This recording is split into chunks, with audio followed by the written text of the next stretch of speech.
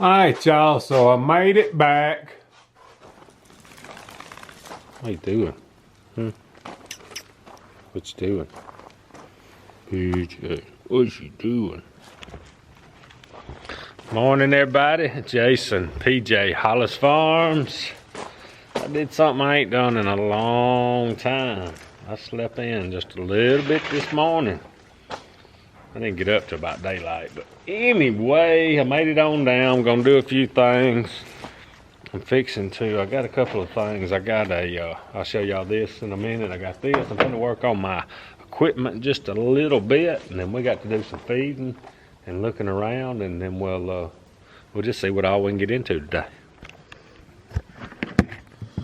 All right, so let me see if I can, that ain't gonna work. Let me fix that. All right, so I'm gonna try to bow hunt some before this year's over, or some more. I got something. I drew on a deer, I don't think, with a V3. I've been wanting me a bow sling for my bow, but I don't like the kind that goes around the cam there, and they're too bulky. These right here, this is gonna go on my limbs, and then it's got a little magnet. Let's see, where's the other piece? They must both be in here. Let me try to explain this. I put one on Cody's bow, I haven't done it on mine yet. All right, so it's got this little part here that's gonna go around your sling part, and this part here is gonna go on the bow. So you'll have your sling on your shoulder, and then when you get to your stand, you take the sling that's got the magnet part on it, and wherever I decide I want it out of my way is where I stick it on my bow. So I'm gonna get this thing fed through here and see if we can get it on. All right, so I got this thing rigged up. It was pretty easy to do. You just loop itself through here on both sides in it, because it comes apart. It'll take a little while to get used to it. It comes apart right in the middle, but man, this thing's comfortable. Right there. And then when you get to your stand, I may have to do some tuning on this, but it's got the little magnet that goes around the strap, and the other part of the magnet, and I put it around my riser, my limb right there. I reckon that's still part of the riser on these bows. Magnetized. Now she's out of the way. That's pretty cool there. Take your time and loop it right there around the sight. Nothing in the way. Boy, I like that. That's gonna be, and I think you could have my stand on my back. I'd still be able to have it right there. Lightweight, get out of the way. That thing, got that thing from Amazon, cheap too. I like that. All right, I'm fixing to do a little tuning on my stand now. All right, y'all, so I had took my, can't talk. I was gonna swap back sticks on my stand and put my ones that are a little bit longer, the single steps on my stand, to try them. But anyway, I had taken them out, and I guess they're at the barn and the house. So I'm gonna ride around, do a little looking, do a little feeding, and then we'll have to do that when we get back to the house. But it's hot, humid.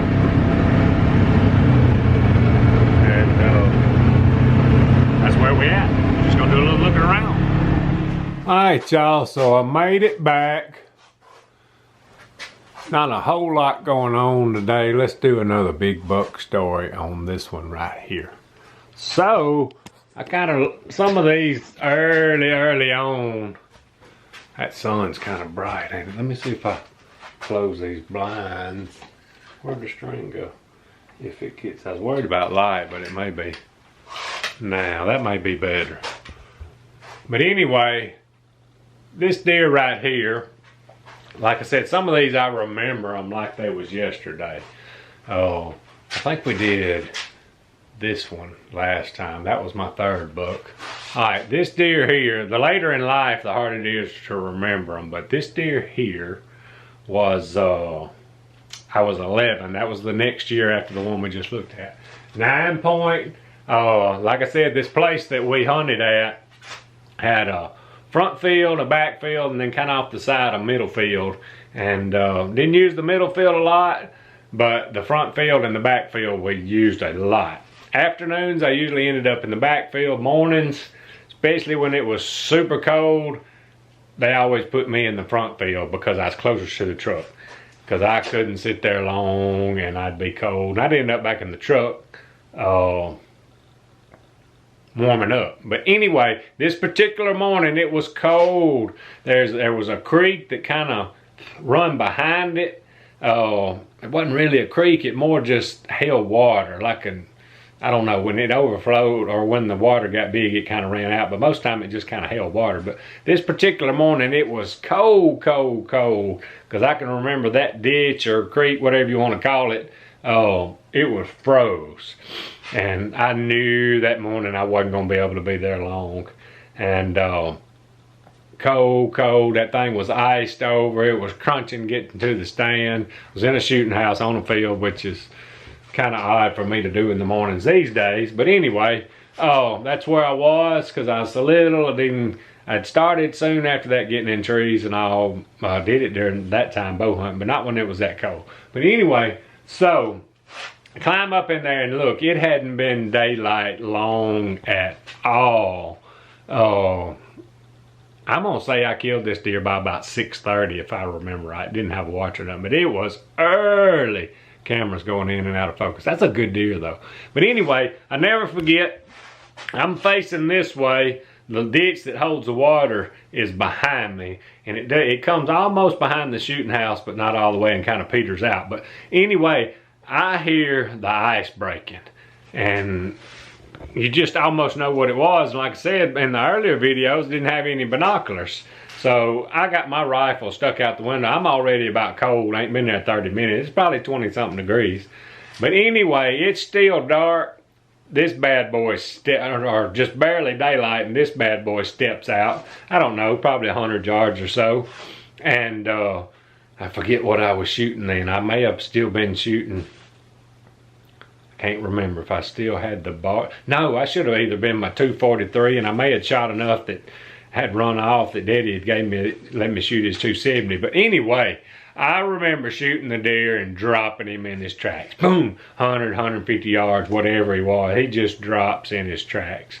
And of course, by now I'm freezing to death. You know how I get shook up more after I shoot than before I shoot. But that's just been that way since I was 10 years old. But anyway, I drop him. And I'm thinking, boy, I got it made this morning. So I get down, go look at the deer. I don't bother nobody like I did on some of these other deer. I go, he's dropped, he's dead. I'm pumped up, biggest deer ever that I've killed. And that was probably I killed 3 the year before. I can't remember if that was the first one I killed that year or not. But anyway, 4th, 5th deer or whatever. And now I got the record for the family big time now, because he's a little bit bigger than this other deer, wider. I think he ended up being he's close to 20 inches wide, may have been a little over. But anyway, I get down, go look at him, boy, I'm pumped up, and walk straight across the field and go to the truck, crank it up. I'm warming up, waiting on everybody, and finally everybody comes out and we get him out. And I think we probably had the 185S then, maybe had a big red, but get him out and hooping and hollering, just a huge deer. The deer weighed 210 pounds. The one here weighed 205. This one was 210. So now I've still got the biggest buck ever in the family, and now I'm even bigger, and now I got the weight biggest one. So, but that is a beautiful deer. These deer had some age on them to get over 200 pounds. They had some age on him. That's just a beautiful deer. Not real long tines, but that son of a gun's still pretty. So I don't know which one I'll talk about on the next story. I'll have to think about it. These are all, just about all these here, y'all seen shoot on video, except for that one. That was my second deer. I have to think about some of these. I might have to go back and look at the video. Boy, I remember that one there pretty good. We may talk about him one day. He's on video. I'll probably try to talk about some of these that I remember that's from way back that's not on video, but that's a hammer right there. Still a good deer to this day. Got good mass. But I may talk about this one next. That was my biggest deer up until this year. Of course, I didn't have the record. Jake and my dad's probably got the record. I need to get my dad's. I'll get it out one day and I don't even know where it's hanging now. I'll get it out and we'll talk about it one day. But that's about my fourth or fifth deer along in there. My second deer season got him. That's just a stud right there. I still like it. Got them pretty old dark horns. Pretty deer. All right, y'all, so let's get to today's Bible verse. Still on the word bless. We are in Romans chapter 15, verse 29. 29. I know what? I can't even read. I know that when I come to you, I will come in the fullness of the blessing of Christ. Okay, not just a whole lot going on today, but we did get to another big buck story. A lot of people like them, some people may not, but I know a lot of people do.